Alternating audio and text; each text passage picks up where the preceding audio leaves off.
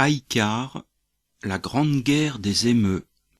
Sir George Pearce, sénateur d'Australie occidentale, s'apprêtait à vivre les événements les plus importants de sa carrière, ceux qui allaient le rendre à jamais immortel.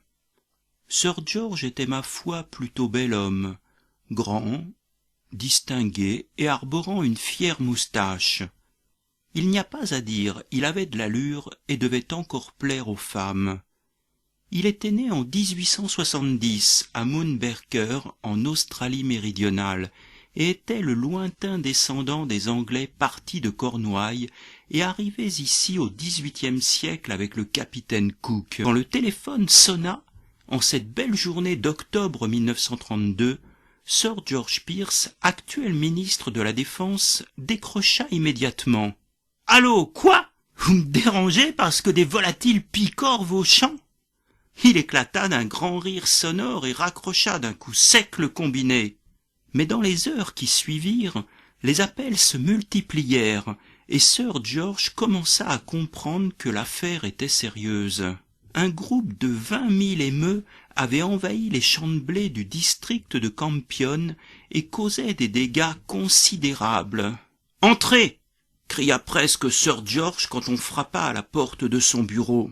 « Je vous présente Archibald McAllister, ornithologue, » dit son secrétaire tout en effectuant un pas de côté pour laisser passer le vieil homme. Sir George s'approcha et lui serra la main. « Vous tombez à pic.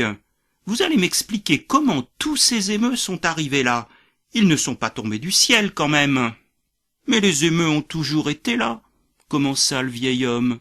« Ce sont les hommes qui sont venus s'installer sur leur route migratoire. Les émeux suivent la pluie. En Australie occidentale, les pluies d'été vont vers le sud-ouest en partant du nord et suivent le chemin inverse en hiver.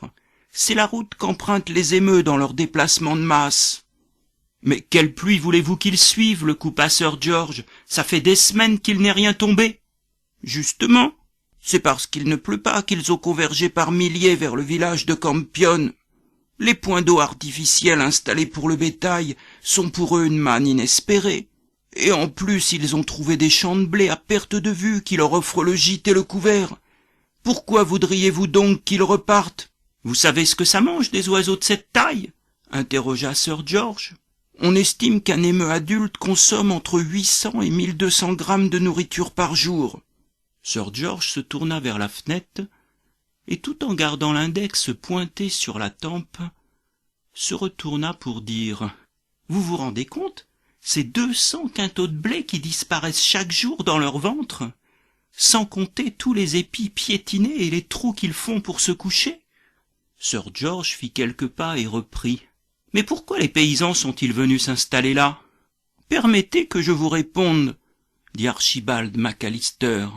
« Ces paysans sont pour la plupart des vétérans de la Première Guerre mondiale, australiens mais aussi britanniques, qui, las de toutes les horreurs qu'ils ont vues, ont choisi de s'installer loin du monde, loin de nos sociétés belliqueuses. » Sir George écoutait, sans dire mot. Le vieil homme poursuivit. « En plus, avec le gigantesque krach boursier que nous avons connu il y a 3 ans, le gouvernement a incité les agriculteurs à étendre les champs de blé. De grandes plaines semi-arides de l'intérieur se sont ainsi métamorphosées en cultures céréalières. Mettez-vous donc à la place des émeux. Nourriture et eau à volonté, c'est le paradis. Ils n'ont même plus besoin de migrer. »« Que faudrait-il faire alors selon vous ?» interrogea Sir George. « Installer des clôtures infranchissables. »« Infranchissables, ça veut dire quoi ? » « 1,50 m au minimum. » Sir George fit quelques pas dans la pièce, tout en se caressant le menton. « Très bien, je vais voir si c'est possible. » En voyant Sir George se diriger vers la porte, Archibald McAllister comprit que l'entretien était fini et se leva. « Je vous remercie d'être venu. Sans vos lumières, qu'aurais-je fait ?» Une vigoureuse poignée de main acheva l'entretien et Sir George regagna son fauteuil. Renseignement pris, il s'avéra que l'élévation d'une clôture coûterait beaucoup trop cher. Le gouvernement n'avait ni le temps ni les moyens de réaliser un tel projet. 200 quintaux de blé disparaissaient chaque jour dans l'appareil digestif de ces volatiles. Il fallait que ça cesse immédiatement. On toqua à la porte. C'était son secrétaire. « Sœur, une délégation de fermiers demande à être reçue. Et en quoi cela me concerne-t-il, s'il vous plaît ? Sœur, c'est au sujet des émeutes. » « Quoi, c'est pas vrai. Je viens tout juste d'être informé du problème et les voilà déjà qui débarquent. Dites-leur de revenir demain. »« Sœur, ils ont l'air très en colère. Raison de plus qu'ils reviennent demain. »« Combien sont-ils ? » ?»« Une dizaine environ, sœur. J'en recevrai 3. Inscrivez-les pour 10 heures. »« 3 représentants, sœur ? » ?»« Pardi, de quoi voulez-vous qu'il s'agisse d'autres ? » Le lendemain matin, à 10 heures pile, Sir George demanda qu'on introduise les 3 hommes. Un grand gaillard de près de 2 mètres apparut dans l'encadrement de la porte. D'un simple hochement de tête, il fit signe aux 2 autres d'entrer avant lui. « Sergent Tom O'Halloran !» dit un petit homme râblé en empoignant la main que lui tendait le ministre. « Je vois que vous avez été décoré. »« Gallipoli, avril 1915, monsieur le ministre. »« Lanzac, la bataille des Dardanelles. Nous avons eu de lourdes pertes. »« Oui, monsieur le ministre. »« Et vous ?» demanda Sir George à un grand blond aux traits burinés par le soleil. « J'ai encore quelques éclats d'obus dans la tête, mais ça va, on fait aller. » L'homme sourit. Il ne doit pas être marié, songea Sir George en voyant ses dents jaunes, ses grosses lèvres proéminentes, ainsi qu'une vilaine cicatrice qui lui barrait le visage du nez jusqu'à l'oreille droite. Il lui manquait d'ailleurs le lobe de l'oreille qui semblait avoir été arraché. « Messieurs, prenez place !» 3 fauteuils de style victorien les attendaient. Le géant semblait hésiter et évaluer du regard la robustesse du fauteuil dans lequel il finit par prendre place. « N'ayez crainte, ils sont solides, ils ont toujours craqué. Messieurs, puis-je vous offrir quelque chose ? » ?»« Non, » répondirent-ils de concert. « Un cigare, peut-être » ajouta Sir George en leur présentant une boîte.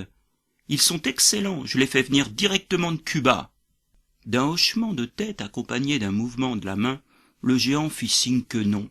« Je suis preneur, » dit le sergent en saisissant un délicatement entre le pouce et l'index. Il le huma et allait s'exprimer quand Sir George prit la parole. « Bon, messieurs, si nous passions aux choses sérieuses, qui veut commencer ?»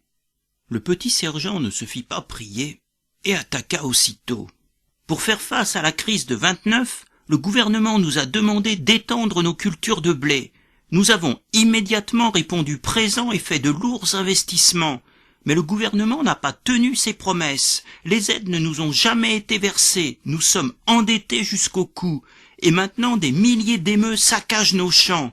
Que comptez-vous faire concrètement ? » « Tout d'abord, » répondit Sir George, « laissez-moi vous féliciter pour les très bons résultats que vous avez obtenus.